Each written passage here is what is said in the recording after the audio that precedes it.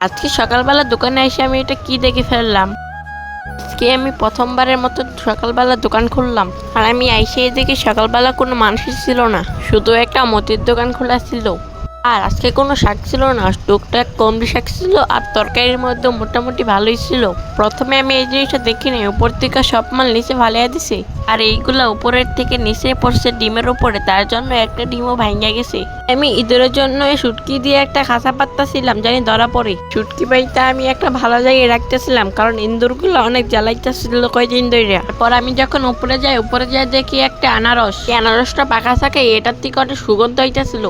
আমি এটা খাইতে চাইছিলাম, কিন্তু না বললে খালি যদি বকা দেয় তাই আর খাইলাম না। তাই আনারস না খাইয়ে দোকান থেকে 5 টাকা দিয়ে একটা বড়ি কিনে আনছিলাম, আর বড়িটার ভিতর কম দিল, খাইতে কিন্তু অনেক মজা লাগতেছিল।